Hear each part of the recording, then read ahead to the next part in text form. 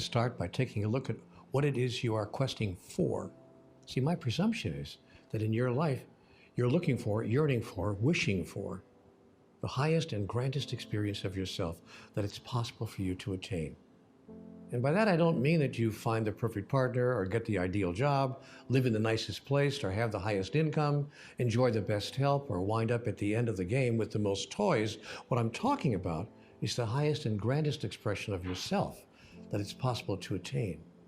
I'm talking about something internal, not something external. I'm talking about what's in here, not what's out there. I'm talking about the metaphysical and spiritual, not the physical and material reality. Physical realities are important, of course, but it's metaphysical realities that can play a huge role in creating physical realities. It's spiritual realities that can play a huge role in producing material realities. See, there's a direct connection between the two, and many people don't know this. Others do know it, but they do not pay attention to it. So the object of today's guidance is to make sure that you both know it and pay attention to it. So here's what this program invites you to know. There is a God. We'll start your quest off at the top with the first item of information you'll need to know in order to proceed. Here it is in 2 words. God exists. Conversations with God invites us to consider that God is not a male being with a body and a judgmental personality living in some kingdom somewhere high in the sky. Most of you, I'm sure, have already given up that notion as childish and limited, yet you may not have decided what then God is. This program is based on the idea that what we call God might best be described as a 3-part essential essence that is at one and the same time the source, the substance, and the expression of everything in existence. It is the first force, the prime source, and the natural course of all matter and energy everywhere. It is what could be called the only ingredient in the totality of the cosmos, seen and unseen, physical and non-physical, material and spiritual. In my way of putting it, God is the all in all, the Alpha and the Omega, the beginning and the end, the up and the down of it, the left and the right of it, the here and the there of it, the before and the after of it, the now and the then of it, the big and the small of it, the fast and the slow of it, the dark and the light of it, the male and the female of it, the cause and the effect of it. We're talking here about a complete circle that encompasses the physical, the non-physical, and the metaphysical. Because it is a circle, divinity has no beginning and no end. Conversations with God tells us that all things are one thing. There's only one thing, and all things are part of the one thing there is. In my understanding, God is a process, not a super being or a singular entity having characteristics and proclivities mirroring human qualities, but a process. A process we call life, with a product that we call love, an expression that we call creativity, and a quality that we call freedom. This is my understanding of divinity. Divinity is both the source and the expression of unconditional love. God is a shapeshifter, taking different shapes at different times. Divinity can and will manifest in our experience as a father's protection, a mother's nurturance, a grandparent's wisdom, a lover's tenderness, a sibling's loyalty, a friend's devotion, a neighbor's kindness, a visitor's presence, a doctor's healing, a teacher's clarity, a minister's comfort, and a child's sheer wonder in the pure delight of you. Now here is my understanding of humanity. Human beings are also composed of 3 parts. And as in our description of divinity, we could call these 3 parts of ourselves the source, the substance, and the expression of everything in our existence. These same words apply in smaller measures to the description of us because, as has been declared by many of the world's religions, we are made in the image and likeness of God.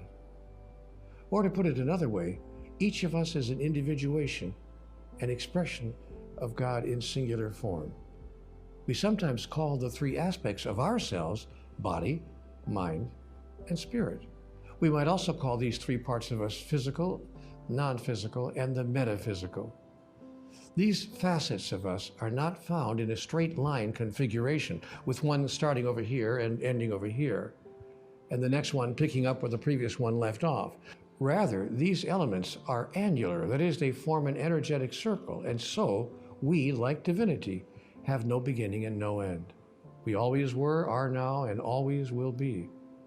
In this, we're exactly like every other sentient being in the cosmos. Oh yes, I forgot to tell you, there are other sentient beings living in other places in our universe. I'm sure you know that. I mean, there can't be much controversy about this anymore.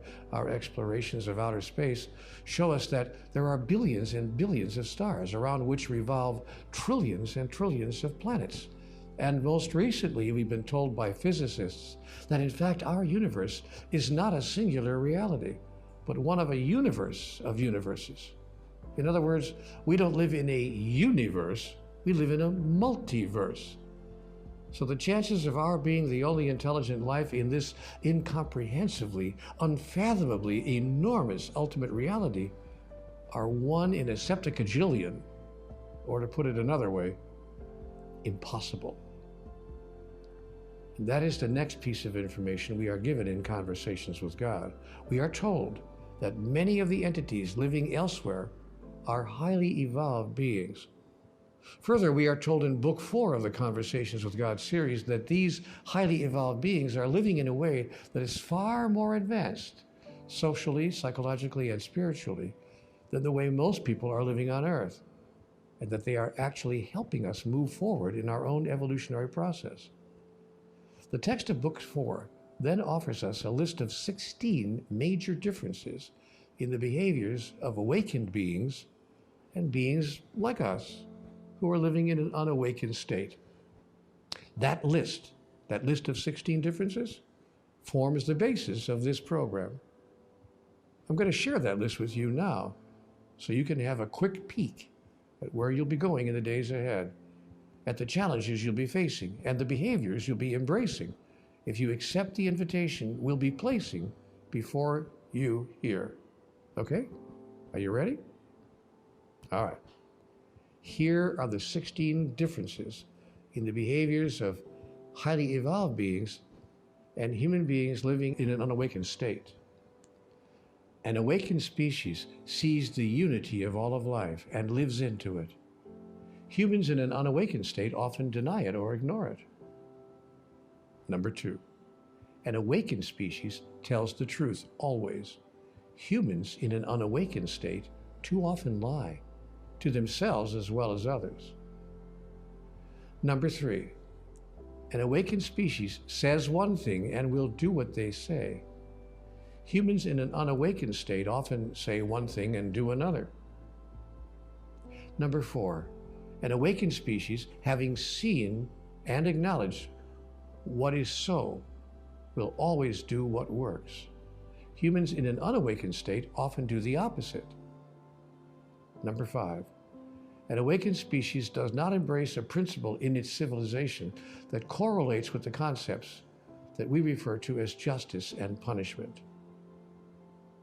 Number 6, an awakened species does not embrace a principle in its civilization that correlates with the concept that humans refer to as insufficiency.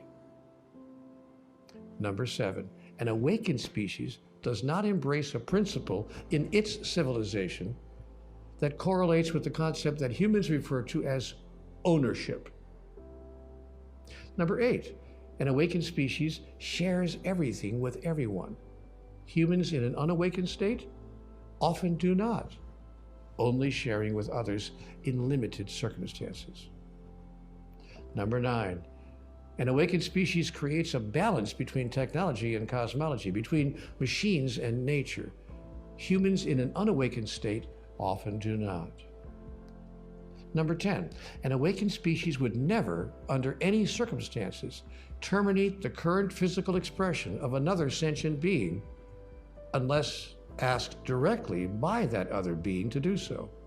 Humans in an unawakened state often kill other humans without that other human requesting them to. Number 11, An awakened species would never do anything that could potentially damage or harm the physical environment that supports the members of that species when they are physicalized. Humans in an unawakened state often do so. Number 12, an awakened species never poisons itself. Humans in an unawakened state often do so. Number 13, an awakened species never competes. Humans in an unawakened state are often in competition with each other. Number 14, an awakened species is clear that it needs nothing. Humans in an unawakened state often create a need-based experience. Number 15, an awakened species experiences and expresses unconditional love for everyone. Humans in an unawakened state often cannot imagine even a deity who does this, much less do they do it themselves. And finally, number 16, an awakened species harnesses the power of metaphysics. Humans in an unawakened state often largely ignore it. Okay, that's the list. Do you think that you can make those behavioral changes? Are you ready and willing to try to make those changes? Your answer to both questions could change your life forever. Okay, so now here is your assignment for today. Make a list in your awakening journal of anything you may have heard in the topics we just covered on this day of your quest. The topics that you felt brought you new information. Now make a second list of ways that you feel you may be able to use the information from day one of your quest, whether it was new to you or not. At the end of this day, before retiring for the night, make a journal entry briefly describing any application to which you put today's info from this quest. Follow this with an intention list, describing ways that you intend to use this data tomorrow.